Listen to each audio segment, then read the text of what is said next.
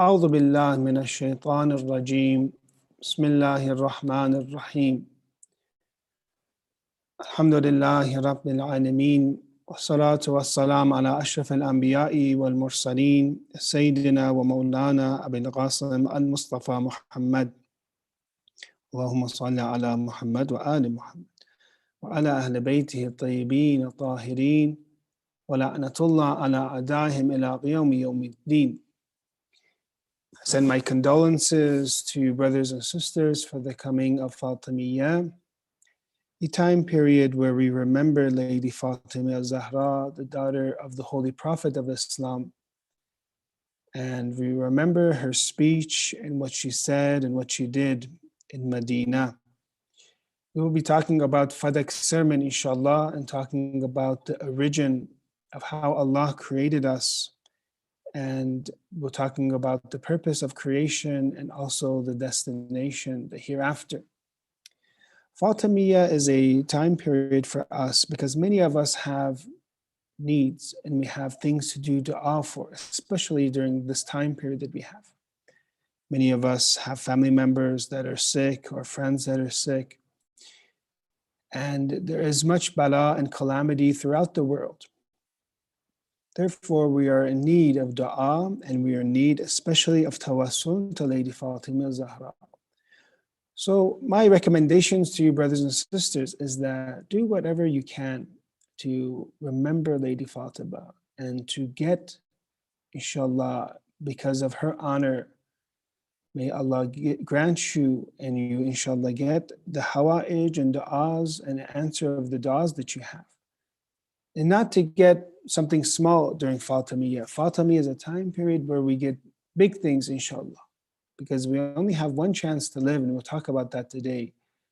And if we do not change ourselves and we do not persevere to become a complete human being, we will not be given this chance again. So inshallah, keep us in your du'as, especially this night of Friday. And inshallah, may Allah cure all the sick, inshallah, through this majlis. May Allah have rahmah and mercy. It is the night of Friday of all your marhumeen, inshallah, and answer all of your du'as. When you look at the speech of Fadak, and I'm saying this as someone that prepares speeches and lectures, especially a few nights, I've been talking about khutbah Fadakiyya a few weeks. And you see that it is a khutbah that cannot easily be understood. You have to think about it. You have to contemplate. And sometimes when you read it, and some of the commentators say this too, is that as if you're reading Nahj al-Balagha. You're reading the speech of Amir al-Mu'mineen alayhi salam, the level of eloquence, the deep meaning that it has. So therefore, a question arises, is that the Lady Fatima learned this from Imam Ali alayhi salam, to speak in this way, to have balaghat in this way? Well, we understand that Imam Ali's speeches that are compiled in Nahj al-Balagha happened after the Prophet of Islam, and primarily those speeches in Nahj al-Balagha and letters that we have are during the time of his rule. So after Lady Fatima salatullah alayha. So therefore, we don't have those type of speeches, at least from my limited research, from Amir al-Mu'mineen alayhi salam. So what she has is from herself, and what she has is from the Prophet of Islam. But this is a type of, as you know, a lot of also the sayings of the Holy Prophet, great speeches that he has given, but also in the same way we see that the hadith of the Holy Prophet was in a way that many of the hadith, if you compare, because of that time period, is a time period where the Prophet is explaining very basic things, very clear things to the people.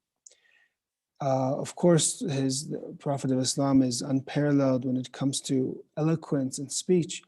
But what we see from Lady Fatima Zahra is that line like Amir al-Mu'mineen, like Nahj al-Balagha. And when you read this, and we're going to be looking at some of the sayings of her, I want you to imagine, take yourselves to Medina, and imagine you're there in Masjid al-Nabi, and the sisters section, the ladies section, is Lady Fatima is there, and she is giving these powerful words.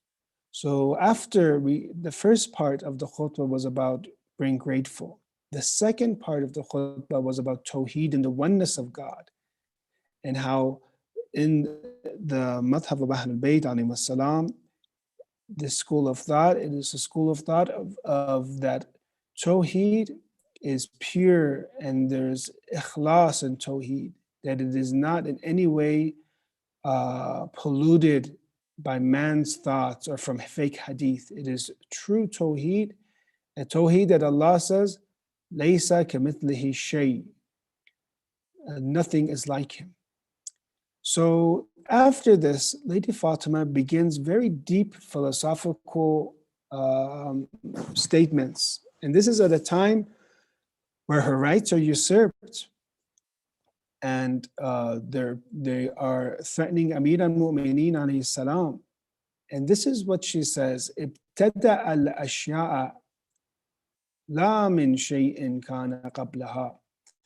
He originated things, but not from anything that existed before them. She talks about how Allah created in the creation of God. When we want something to be made in this world, we need madda, we need substance. We need, for example, if you want to make a ring, you need silver for men or platinum. And then you go and you mold that silver or platinum in a way that you like, and then it becomes a ring. Or whatever we see, energy is just transferred into something else. But very beautifully, and you understand the power, and we cannot even fathom this, of something to become out of nothing. But she is explaining this type of creation of ibtida, of origination, that Allah creates, has originated things, not from anything that existed before them. From nothing, He says, and it was. True, we have verses in the Quran that Allah has made everything from water. It is possible that some substances were transferred into other substances and later on formed. That's true. But at the very beginning, there was nothing. So therefore, the substances came into creation. وَأَنْشَأَهَا بِاحْتِذَاءِ أَمْثِلَةٍ امْتَثَلَهَا, and created them without examples to follow. When we look at our own lives, we see that the way that man has learned, he learns from nature. And he looks at things and then he learns from them and he mimics them, or he gets ideas and then he goes forward. But Allah did not have any examples to follow. When you look at the different planets we have in our solar system and how beautiful they are, when you look at the stars, when you look at all the greenery in the depths of the oceans, you have to understand that these are all original. There's nothing, no creation before. This was original. Allah did not copy this from something else. It is all without an example to follow. So therefore, we get another step into the greatness of Allah's capabilities and His power, is that He did not have an example to follow. كَوَّنَهَا بِقُدْرَتِهِ وَذَرَأَهَا بِمَشِيَّتِهِ. Rather, He created them with His might. He created these with His might. This is a very capable Lord that we have. And dispersed them according to His will, according to the will that He had. مِنْ غَيْرِ حَاجَةٍ مِنْهُ إِلَى تَكْوِينِهَا. Not for a need did He create them. وَلَا فَائِدَةٍ لَهُ فِي تَسْوِيرِهَا. Nor for a benefit for Him did He shape them.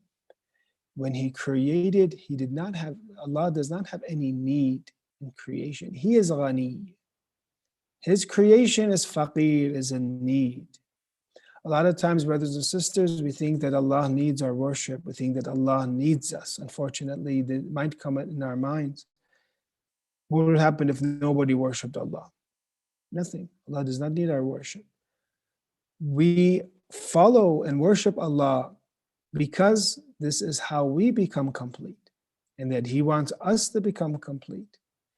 And if there's chastisement, if there is reward, and we'll talk about this, there is a threat, there's a reward, or there is punishment. This is why because Allah doesn't want to allow us to sin. He does not want us to ruin ourselves or to harm ourselves. That's all it is. For example, we have so many different sins, and you have chastisements for those sins, from alcohol to the way we dress to what we eat, for example. These all, when you realize it, inside there's corruption. If things are not done in their proper place, if things are not eaten that should be, that are halal, things are not consumed that are halal. If we go into sin and haram, this is corruption. This is for us. We are corrupting ourselves. Does Allah have any need for us to not consume alcohol, for example? No. So therefore, we see that in every command that God has, there is benefit. In every command that He tells us to stay away from something, there is great harm. So we have to understand that there's no need that Allah has. It is just for us because He loves us and does not want us to harm ourselves. He loves us so much that He makes it a sin to fall into such corruption. He makes it a sin and warns us of the hellfire, that you will be placed in such a place if you harm yourself, if you do this to yourself. So this is about, so far, the origin. And then why, Lady Fatima, and according to, this is, I believe, in Al-Ihtijaj of Al-Shaykh At-Tabarsi, إلا تثبيتا لحكمته وتنبيها على طاعته وإظهارا لقدرته وتعبدا لبريته, but to establish His wisdom, bring attention to His obedience, manifest His might, lead His creations or creatures to humbly venerate Him. This is the purpose of creation now. He has any need, but why? To establish His wisdom, to bring attention to His obedience.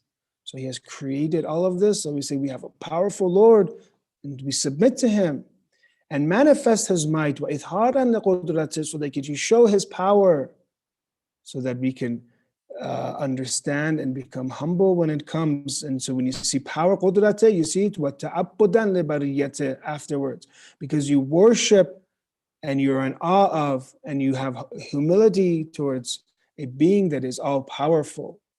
When someone has power, the immediate response is to have humility, to venerate them. So this is the purpose of creation, that Allah is showing His power, as we have in the tradition, kuntu kanzan makhfiyan, I was a hidden treasure. This is the hadith Qudsi attributed to God. I was a hidden treasure, فَأَحْبَبْتُ أَنْ أَعْرَفْ, so I wanted to be known. فَخَلَقْتُ الْخَلْقَ, so I created, لِكَيْ أَعْرَفْ, so that I will be known. So Allah was a hidden treasure, and He has hubbu dhat, He loves Himself, and also He wants to create, so that this potential that we would have, this creation, can reach their completion. And therefore we understand that the purpose that we have in life is وَمَا خَلَقْتُ الْجِنَّ وَالْإِنسَ إِلَّا لِيَعْبُدُونَ, that the purpose of creation is to worship this powerful God that Lady Fatima alayhi salam speaks about. وَإِعْزَازًا لِدَعْوَتِهِ, I'zaz means to strengthen or to make solid. So He made solid the call or the dispatch of His prophets. How can you make solid the call of the prophets? One of the ulama, in giving commentary of this sermon, says that when you understand that they are the ambassadors of this powerful Lord, and everyone is seeing in nature the power, the ability, the design. So when they say they are ambassadors of this Lord, they realize that this is the most important backing that they have, that they are backed by the power of Allah, by the creation of Allah. So therefore this can mean this, وَإِزَازًا لِدَعْوَتِهِ, meaning that He strengthened His invitation, He strengthened the invitation of the prophets by this creation, this vast creation. However great you think it is, space is, it is still greater than what your imagination says it is. ثم جعل الثواب على طاعته ووضع العقاب على معصيته. So therefore, after creation, to show Allah's power, not because He has any need, and to show His power, and for this to be a sign and this to be a backing for the prophets, then He has placed reward for his obedience and punishment for his disobedience. Brothers and sisters, when you put these together, and when you put these few lines together, and we have one more line to go, we understand that Lady Fatima is talking about first al-mabda, the origin, where we came from. Then she talks about the medium, where we are and what is our purpose. And to talks about the creation, and then being ta'abbudan li bariyatih, for them to humbly venerate him. And then Lady Fatima talks about the destination. These are three of the most important questions that man has, and she answers in this khutbah beautifully. As I said, this is a very deep khutbah. This is a very deep sermon. This is collected by Balaghatun Nisa, one of the best speeches from the women, and compiled in this book from 1,000 years ago. And you see that she addresses such essential questions that humans have. Then she talks about ma'ad, ziyadatan ibadihi min niqmatih wa hiyashatan lahum ila jannatih. He informed his slaves from performing such acts that invite his wrath, and thus would gather them in paradise. Hiyashatan lahum ila jannatih. So we could say that he would gather their purpose, and as one of the mufassirin of the khutbah says, after you put this all together, the ma'at, the medium, and then the destination, where we're going to go to, where does Allah want to go, say you should go to? Where does He will for you to go to? When you look at this, it doesn't say hell.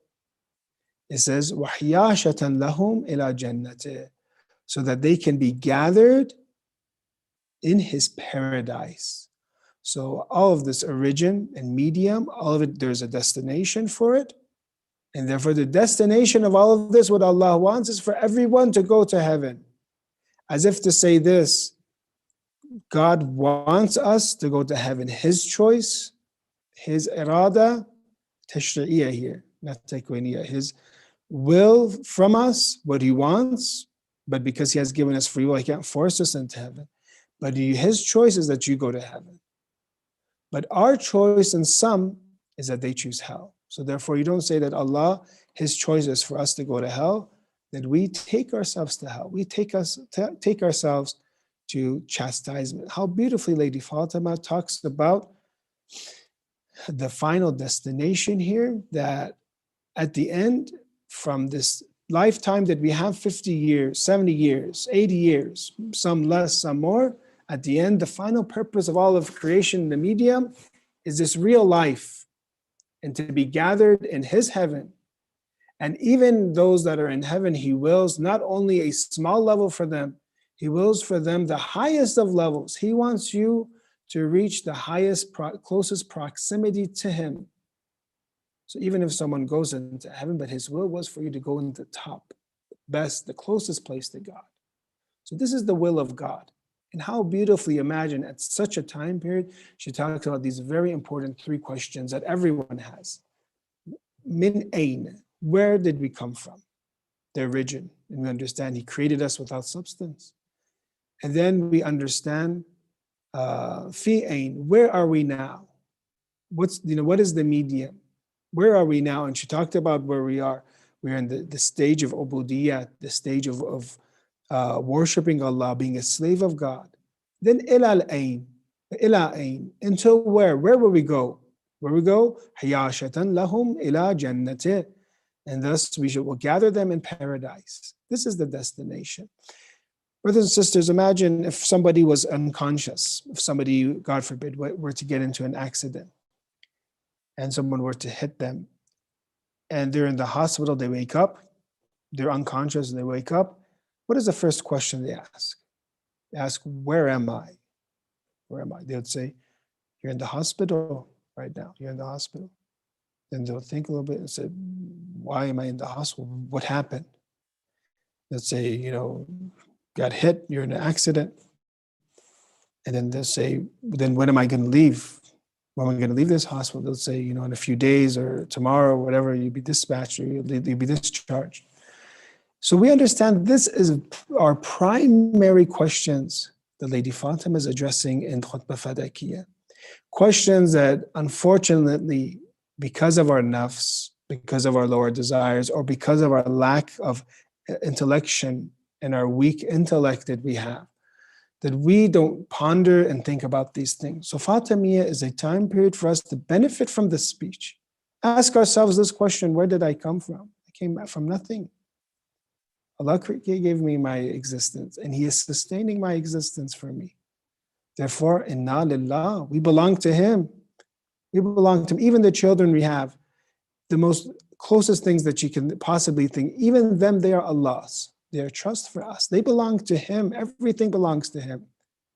So, why do you have a brief hadith from Al Sallallahu, when everything is in God's hands and you believe in taqdeer and determinism, and things are determined for you? Of course, we believe in free will, but when you also believe in taqdeer and qada and a decree, then why do you have huzn? Why do you have grief? When everything was planned for you, yes, things change by our free will, but at the end, those major events, either if they're sad or if they're happy, they were maktub for you, they're written for you. Why do you have huzn? And then we learn about the destination, where we're going to go to. And this is something that we need to have remembrance all the time. Brothers and sisters, see, the message of Islam is fitri, is ingrained in us, it's inside us. Whenever you hear things about Islam, many of you, I'm sure, immediately go, oh yes, that's true. Yes, that's how it is. Why? Because that's how you're already programmed. That was inside you already. It's as if I remind you, I said, remember in high school, you had a friend that used to sit next to you, and you're like, what? And then, and I give some of his or her attributes and how they look like. And they're like, yes, yes, yes. They had glasses, they had a shaved head, I don't know. And so, yes, yes, yes, I remember. In the same way, religion is the same way. It's a remembrance. That's why scholars like Allama Tabatabai talk about the fact that the call of the prophets is just a remembrance for us.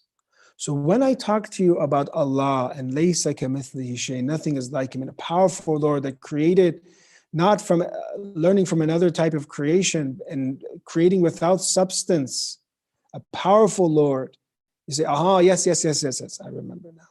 So that's when your intellect connects to your soul and to your fitra. In the same way, when I'm talking to you right now, yes, there's going to be another life, and that is the real life. That is something you say, yes, yes, yes, that's how it was. Yes, it's natural for you to believe that. Even though we have intellectual beliefs and proofs, intellectual proofs for the existence of heaven and hell. But it is fitri, it is natural. Yes, there's this afterlife. Then I tell you, yes, you have a limited time in this world. So build. Right now, many of us right now, we have some right now in this majlis, might have castles made out of rubies and emeralds.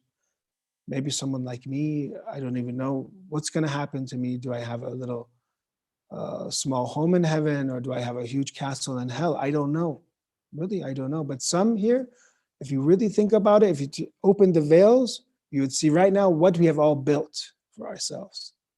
So we look at and put these three questions together, and we should not ask and say these are confusing things, very natural things. Where did I come from? Where am I now? And where am I going to go to? We understand that we have a very limited time, and we have to work, inshallah, for our akhirat. Heaven is attained from the tradition from Imam Ali with amal, with ayn, with action, not with amal, not with just sheer hope, with amal. So therefore we learn, and to make this a lesson for us, an individual. So what should we do now that we know where we're from, now we know we're going to go, now we know that our duty here is to become the most perfect and closest that we can to God. We understand that every day counts. Every week counts. And that is why, alhamdulillah, I'm very happy that we started these majalis up again. I'm at your service, inshallah. And of course, you can have others bring others. And the purpose of this is to restart this program. If you feel, others want to come and you can benefit from others. But in the meantime, I'm at your service. So every day for us is important. You have this infinite in front of you, infinity in front of you. And we have every day that we're trying to build and build and build and build, place another brick in our home.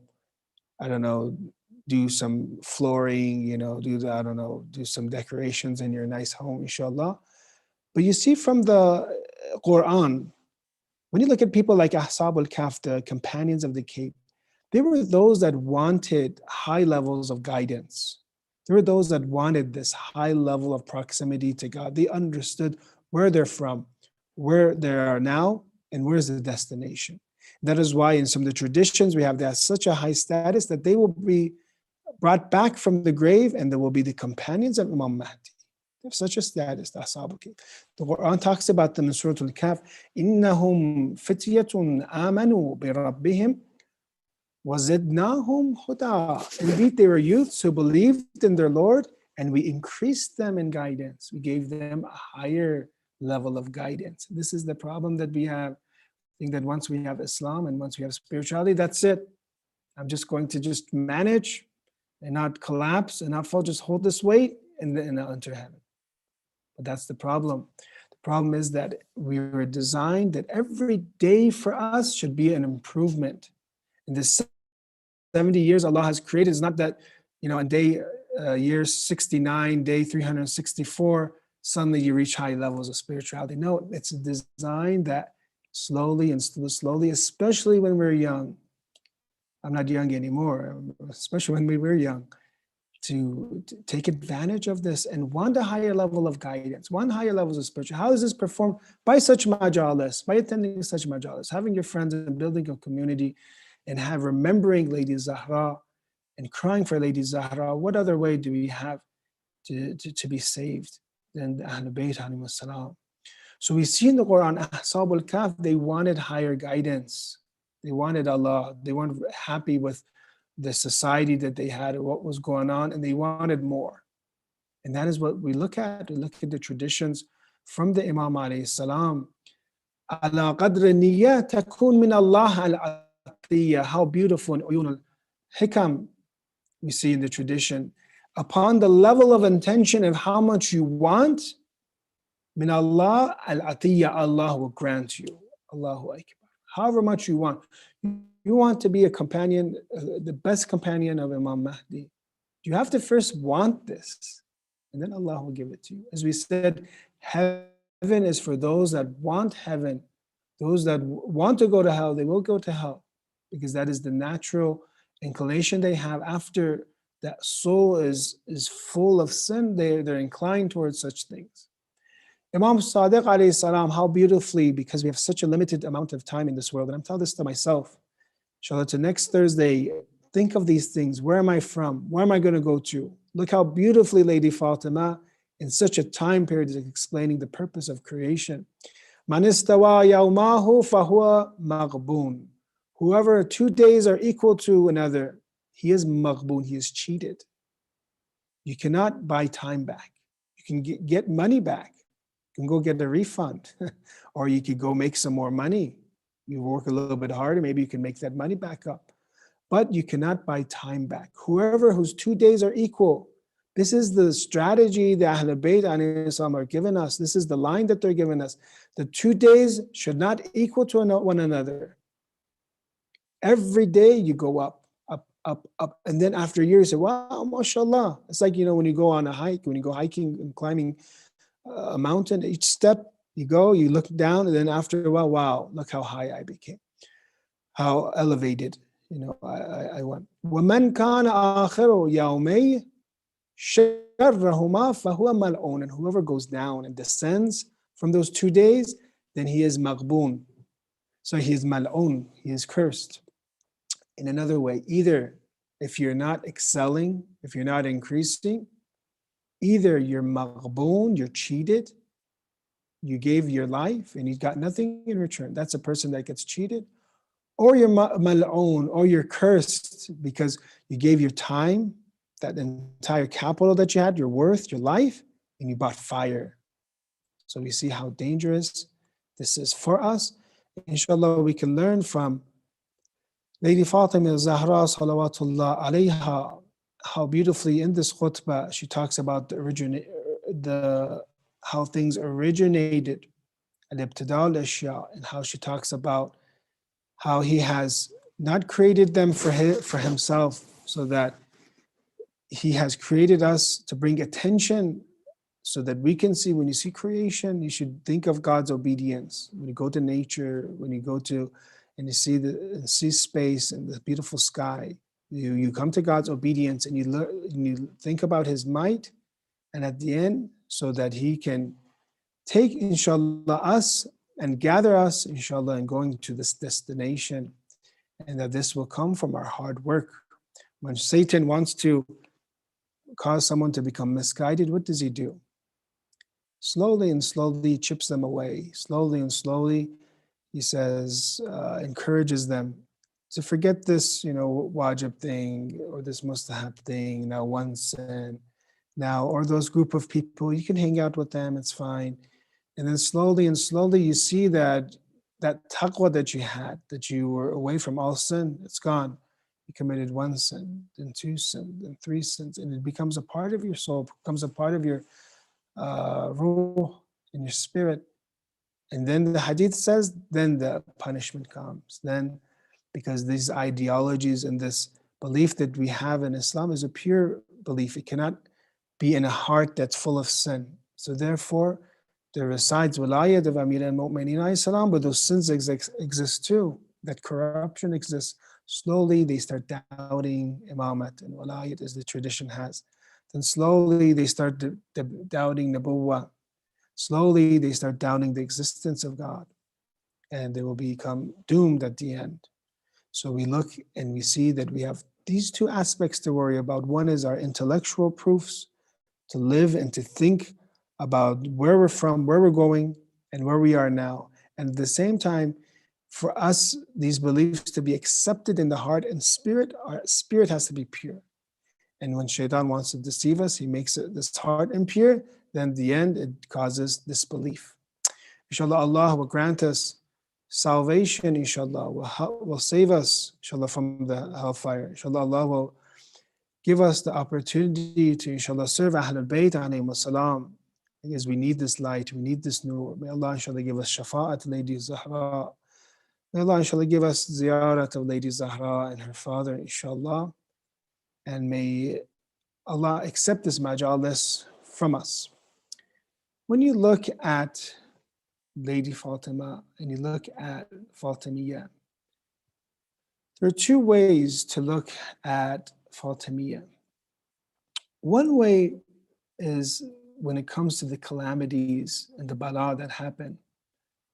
One way is to analyze to see what happened to Sayyidatun Nisa, the best of the creation from this women, the best lady to ever live. What happened to her? This is one part of Fatimiyya. And we see that verily she has been martyred. We have hadith and al-Kafi with sahih source, sahih chain. Inna Fatimata Siddiqa, she is veracious, she is very honest, and she is shahida, she's a martyr, which the dhuhur of shahida is to become martyred.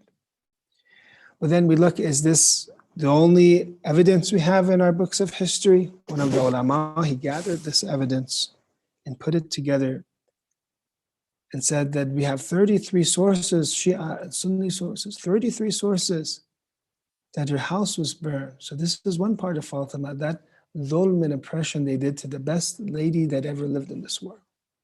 They burned her house, the same house that Allah has in the Quran, fi buyutin adin Allah an turfa, that He has given permission to in these homes for His name to be exalted. In the hadith, it says this is the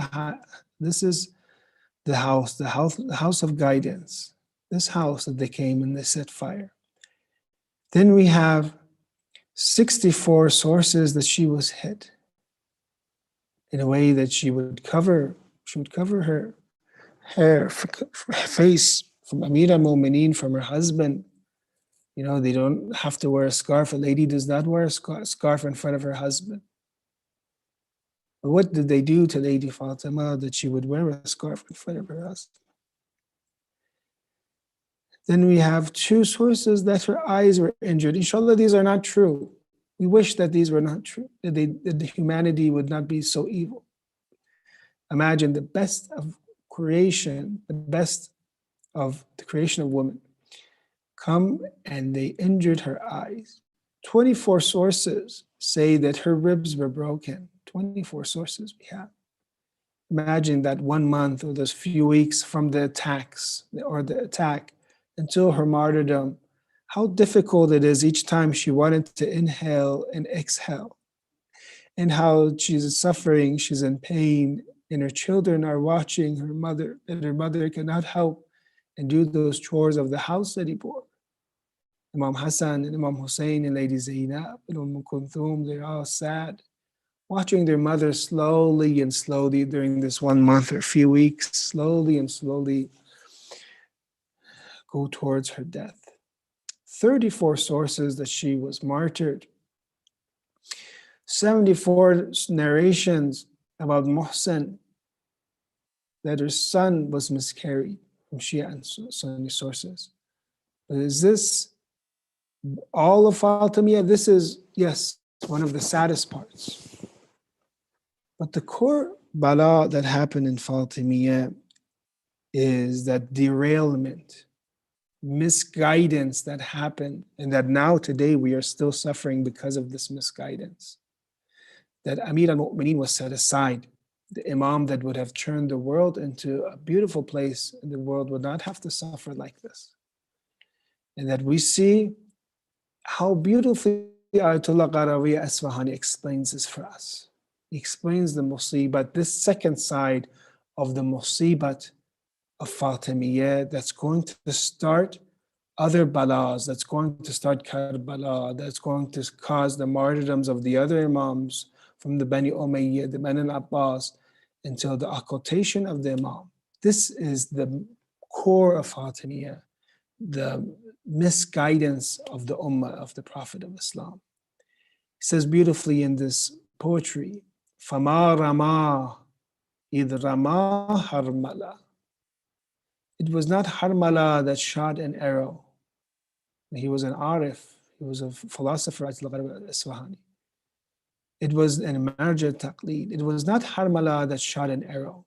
Everyone says that Harmala killed Ali Asghar, the infant of Imam Hussein alayhi salam. You know, and today if you look at debates and they talk about our actions, can they be inherently good or evil? One of the examples they give is hitting a child, because nothing is worse than that, beating up a child, they'll say. That's inherently, you know, that action is inherently evil. But Harmala shot an arrow at the throat of Ali Asghar, the child of Imam Hussein. But Ayatollah Qarawi Asfahani says he didn't. فَمَا رَمَا إِذْ رَمَاهُ هَرْمَلَا وَإِنَّمَا رَمَاهُ مَنْ مَهْدَلَا. And surely he shot that started it. Who started it? Who started this? Sahmun atar utiya min janib as-Saqifa. An arrow that came from Saqifa, from that meeting that they had to put Amir al-Mu'mineen away. Once they put Ali aside, then this arrow was shot and caused Karbala. وَقَوْسُهُ عَلَى يَدِ الْخَلِيفَةِ. And the bow of that arrow is in the hands of the Khalifa. وَمَا أَصَابَ سَهْمُهُ نَهْرَ السَّبِي. So Harmala did not shoot, Saqifa shot. And the destination of that arrow was not the neck of the Sabi, of this infant. That was not the destination. بَل كَبَدَ الدِّينِ وَمَهْجَةَ النَّبِي. It was, you can say, the center, the core of religion was hit. Not Ali Asghar from Saqifa. The core of religion was hit. وَمَهْجَةَ النَّبِي. And the heart of the Prophet was hit.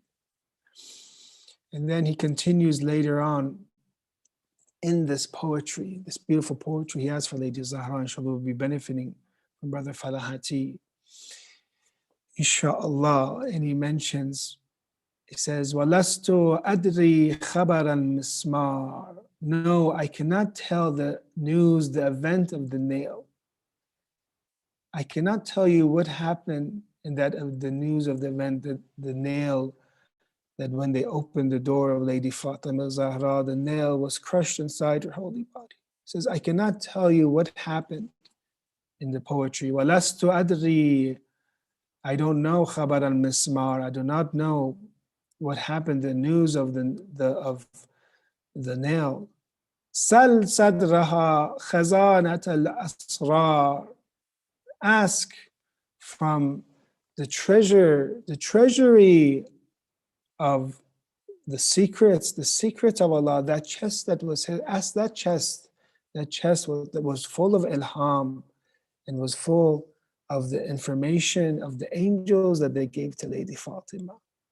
Sallallahu alayki ya Fatima, sallallahu alayki ya Fatima, sallallahu alayki ya Fatima Zahra. Inshallah, gives you reward, inshallah, of this majalis to your marhumeen, to yourselves, and gives, inshallah, a life with the Ahlul Bayt, alayhi salam, fi dunya wal akhirah. Go ahead, President. اللهم صل على فاطمة وأبيها وبعلها وبنيها والسر المستودع فيها بعدد ما حاط به علمك يا فاطمة الزهراء يا بنت محمد يا قرة عين الرسول يا سيدتنا ومولاتنا إنا توجهنا واستشفعنا وتوسلنا بك إلى الله وقدمناك بين يدي حاجاتنا يا وجيهة عند الله اشفعي لنا عند الله يا وجيهة عند الله اشفعي لنا عند الله. Ali called on Ali for what he saw, and the seven heavens began to move. Muhsin and Fatima behind the door. Wa wayla, wa wayla.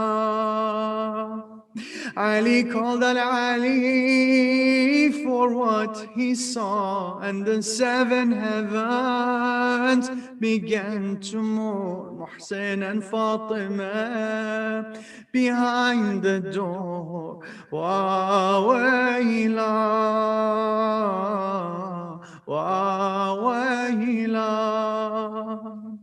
When I think of your light in the darkness of the night, how they took all your rights in the darkness of the night. Ali, hid your sight in the darkness. Why?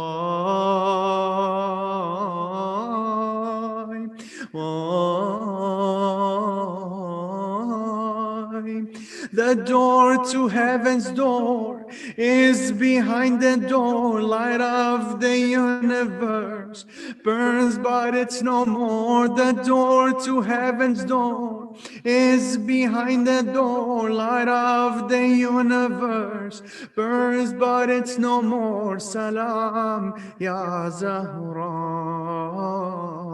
Salam, Ya Zahra. Aba Abdullah. Salam, Ya Zahra. Aba Abdullah. Salam, Ya Zahra. Salam, Ya Zahra. Salam, Ya Zahra. Salam, Ya Zahra. At your door are the paws, your blood they came here to pour.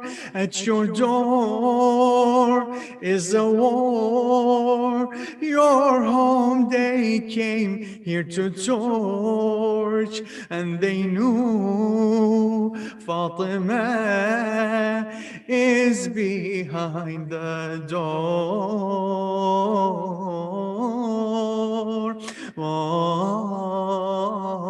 Why? They heard your holy way, but to no avail. The door became your veil. God forgive the nail. They heard your holy way, but to no avail. The door became your veil. But forgive the nail. Salam, Ya Zahra. Salam, Ya Zahra. Aba Abdullah. Salam, Ya Zahra. Aba Abdullah. Salam, Ya Zahra. Salam, Ya Zahra. Salam, Ya Zahra. Salam, Ya Zahra. Zainab is watching on with Hussein and your Hassan as the flames are burning on with the Hussein and your Hassan, and you hear from your son Muhsin calling why. Zainab is watching on with Hussein and your Hassan as the flames are burning on with Hussein and your Hassan, and you hear from your son Muhsin calling why, why, why. You give me breath and you take my breath away. You heal me with your name, and with it you slay. You give me breath and you take my breath away. You heal me with your name, and with it you slay. Hussein, Sar Allah. Hussein, Sar Allah. Aba Abdullah. Aba Abdullah. Salam, Ya Zahra. Salam, Ya Zahra. Salam, Ya Zahra. Salam, Ya Zahra. Hussein, Sar Allah. Aba Abdullah. حسين صار الله أبا عبد الله. السلام عليك يا أبا عبد الله، وعلى الأرواح التي حلت بفنائك، عليكم مني جميعا سلام الله أبدا ما بقيت وبقي الليل والنهار، ولا جعله الله آخر الأهد مني لزيارتكم all together. السلام على الحسين وعلى علي بن الحسين وعلى أولاد الحسين وعلى أصحاب الحسين. السلام عليكم جميعا ورحمة الله وبركاته. إلى أرواح المؤمنين والمؤمنات، رحم الله من يقرأ الفاتحة مع الصلوات. اللهم صل على محمد وآل محمد. بسم الله الرحمن الرحيم.